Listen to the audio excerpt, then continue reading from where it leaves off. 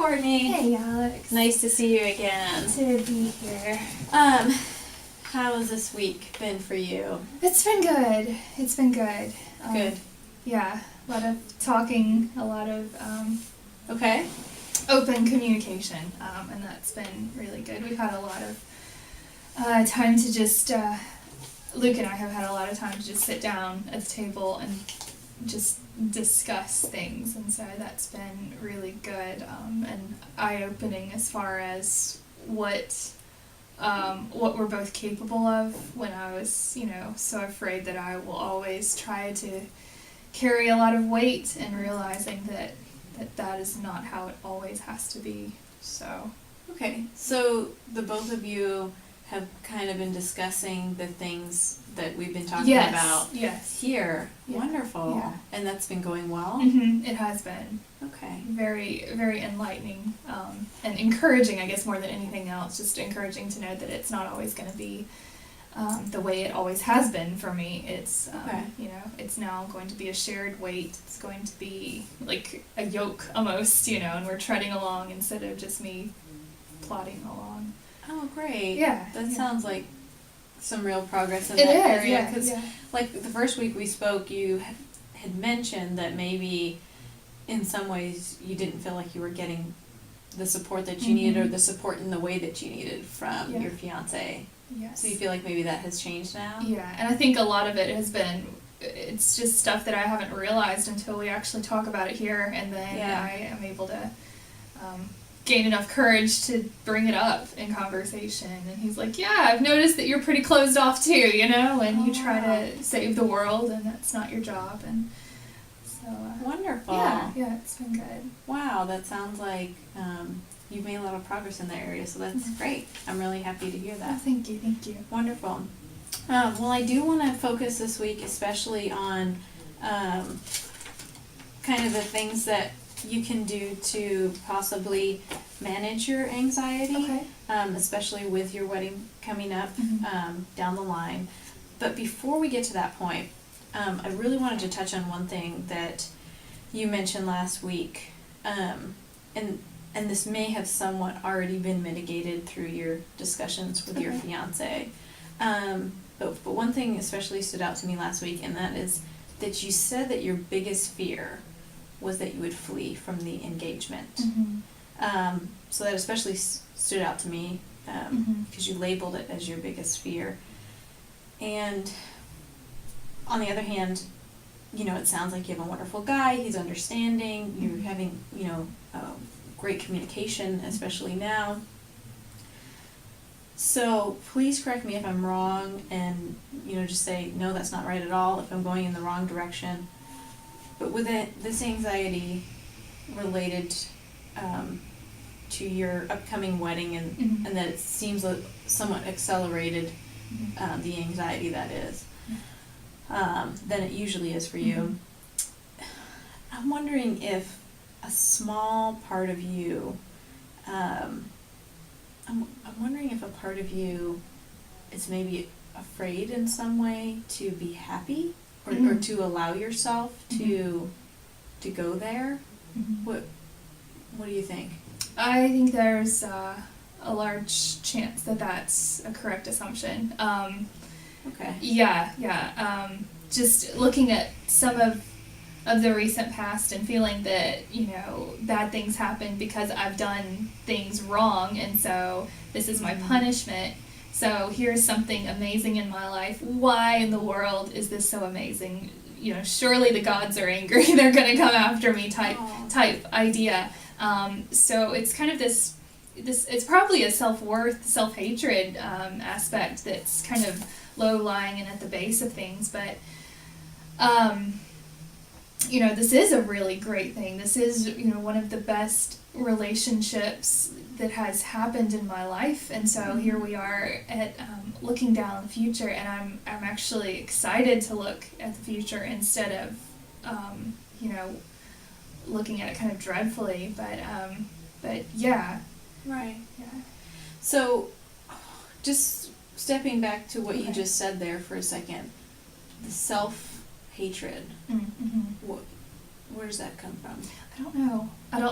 I don't know if it's because of, I grew up in a kind of judgmental home, if that's kind of where you learn to dislike who you are, dislike your gender, you dislike, like, I've always had struggle and conflict with my mom, and, if that's something that comes from my dad not respecting her, and so I learned to disrespect women, what that is, I don't even know, and so learning to disrespect myself, and that just kind of compounding until it gets more of a hatred from that lack of respect eventually. But I mean, I don't know where that has really originated from. It doesn't seem like it was one specific thing. It just kind of seems like it was an attitude that was kind of festered and turned into that. Festered.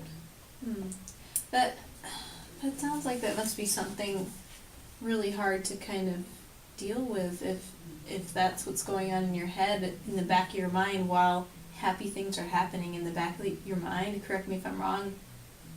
You're thinking, this shouldn't be happening to me. Right. There's no way this is going to work out. Yeah. Is that a little exactly bit of what's going on? Yeah. And that negative idea of, I'm going to wake up one day and he's not going to love me, and that's, there's always that aspect of it. And in reality, there's no way that's going to happen, but still I have that. And he completely confronts me about it. He's like, I see that good things are meant for you. This is how it is, and I don't see where you get this negative notion that all good things are going to come to an end. But that definitely is kind of a motif that I've lived with. All good things come to an end. So, and I don't know, I guess a couple years back, I was dating someone, and he was in a wreck, and he died 3 days later. And so that has kind of, that was, a self-fulfilling prophecy. It was like, okay, well, I've always believed all good things come to an end, and here it has happened, so therefore, my future will be based upon that one reality check. But I'm sorry. So you're telling me that before this accident happened, you had that kind of negative self-talk already. Yeah. Then the accident happened, and you're just like, hey, that just proves my point. Exactly. I can't have good things. Wow. Yeah. So I wonder, we talked a little bit last week with, you had a first kind of conversation with your fiance and your mom, and they both had offered help, and then we did the role play, and you said some really kind of amazing things to yourself through that role play. I wonder if we can't work on maybe, and you had mentioned you have to make yourself believe those things. Yes. Other people are telling you those things, but I wonder how can we make you believe those things that you're hearing from the people that you love in your life. What do you think? How do you think that do you think you could accept that you do deserve good things? I think so eventually. I think a lot of it is, I've also been talking to Luke's sister, who is getting married in November, and she's kind of feeling the same anxiety. She's kind of dealing with, it's so strange because she's dealing with a lot of the same self-hatred, but it comes out in a different way. And so it's not a lack of self-esteem, it's just that negative notion that she kind of deals with. Hers comes out in a form of anger, and mine just comes out in the form of anxiety instead. And so we've been kind of discussing that, and so I've been speaking truth into her, the whole notion of you deserve this is good. You see that it's busy and anxious right now, but eventually it's going to come to a point where, at the end of the day, it won't matter if all your guests were happy and if the food was great. It'll matter who you're with at the end of the day. And so and in so doing, I'm saying the things that I need to hear as well, and then she's speaking the same things into my life because she was my So that's kind of a good outlet to have, because you kind of have a partner in going through this wedding, planning and whatnot, and just kind of as an aside, weddings, in general don't always go as planned, just like everything else in life. So, and you're right in saying, you know, it's not really the little details that matter. And I think just getting it's good yourself, to hear that again, though. Yeah, getting yourself to help that sink in. And it does get a lot less exciting after you get married. But yeah, so I want to move towards, you know, what you're doing to mitigate the anxiety, because I feel like that's kind of the thing that's most troubling you right now. Yeah. But I don't want to discount the importance of what we've just talked about with the belief that bad things happen in your life sort of because of you or as a result of just being alive. That kind of belief that you have, and I certainly hope that you don't have a belief that this boyfriend that you had that was killed, I certainly hope that you don't believe that that's because of you or this you know, dark cloud that you have over you. Is that something that you've battled with at all? It has. It definitely is something that I've entertained, certainly. And while, you know, cognitively I'm aware of the fact that it was not my fault, there's still that element of I was involved in, and he was up late the night before because we were arguing, and so it's like he was running low on emotional steam and he didn't sleep at all that night, and so, you know, it's like those little things that I know that he made the choice to speed to work. He was the one who was late, but there's still part of me that's like, well, I was the cause of of him being late. I was the cause of him being not fully aware of his surroundings and all of those things. But you know, I mean, that's still something that I'm struggling through and struggling with. Sure. I think that lots of people in your situation where someone is taken from them suddenly are going to maybe try to find some meaning in it or point to some sort of self-blame. I don't think you're alone in that. But certainly you have to know that you didn't cause the accident. So certainly his death was not because of you. I think that's also something that maybe you have to help yourself believe as well. So we're going to move on from that. I don't want to discount the importance of it.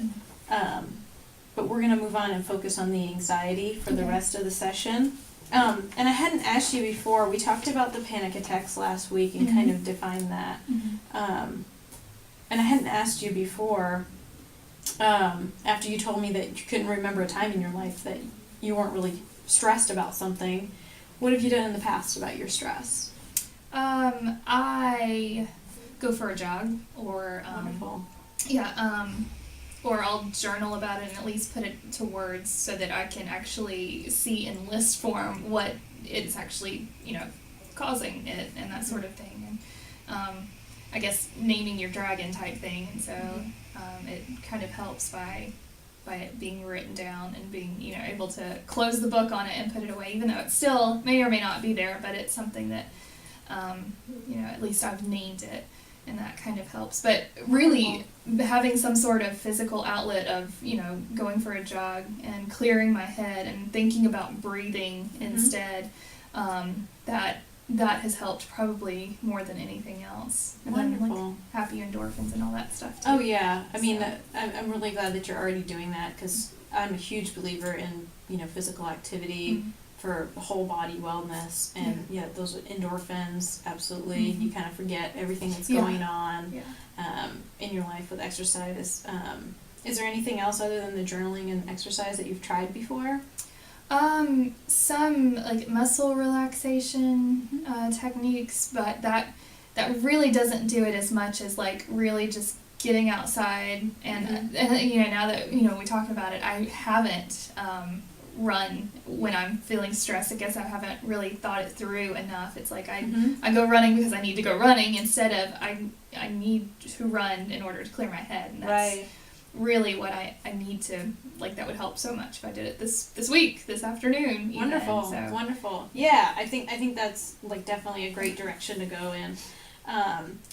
And just some other ideas. You mentioned running. Mm-hmm. I'd suggest even a relaxation kind of sport like yoga or Pilates. I think helps some people.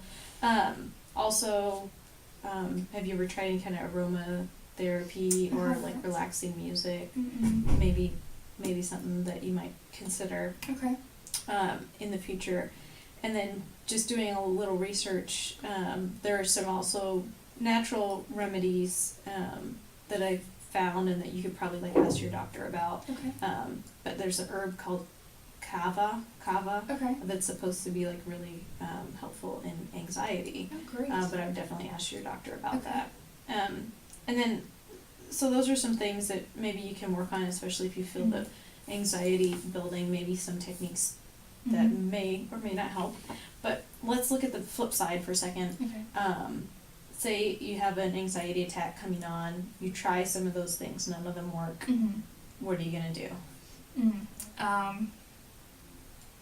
I don't know, because I mean I have a negative outlook on life, so I'm like, it probably isn't gonna work. So and I'm probably going into it with a wrong perspective, but should it not work, I'd probably kind of despair a little bit. I'm like, well, now I really have tried all my resources here and it's still not working, so am I just always going to be stuck like this? So do you have any other outlets other than your fiance or your mom that you can maybe talk about this anxiety to? Maybe a pastor friend of mine who kind of is in close to the same boat. It's like he's very anxious and has talked to me a little bit about his anxiety, and that has helped too. So well, in the past, you did mention to me the first week when you were having basically a panic attack, you were texting with your fiance, and that he kind of talked you down from it and seemed to help. Yes. So since that worked in the past, maybe talking to him or somebody like you just mentioned, the pastor, can help with that as well.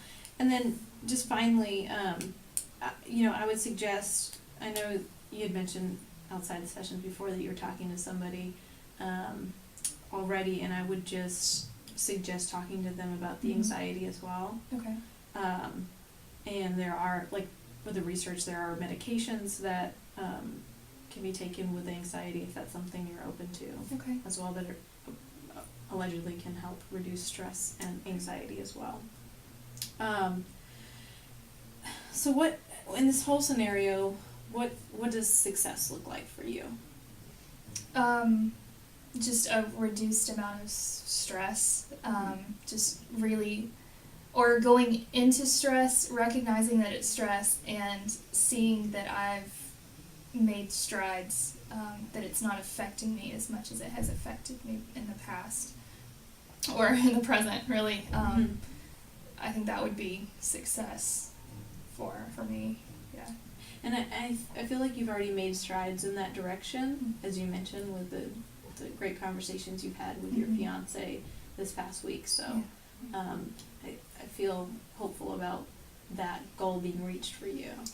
And just lastly, just before we close out, the relationship, me and you working together, how have you felt about it? It's been very enlightening. I feel every time I come in here a little nervous about what's going to be brought to light, and every time I'm able to go away and think about more and work through more, and be ready to kind of present my artwork to the teacher type thing. But like it's your homework. Exactly. Yeah. So wonderful. In a good way. Yes, very much so. Yeah. Okay. Well, great. I've really enjoyed working with you, and I have great confidence that you're going to have a wonderful wedding. Well, thank you. And that's all the time we have. All right. But I'll see you later. Okay, thank you.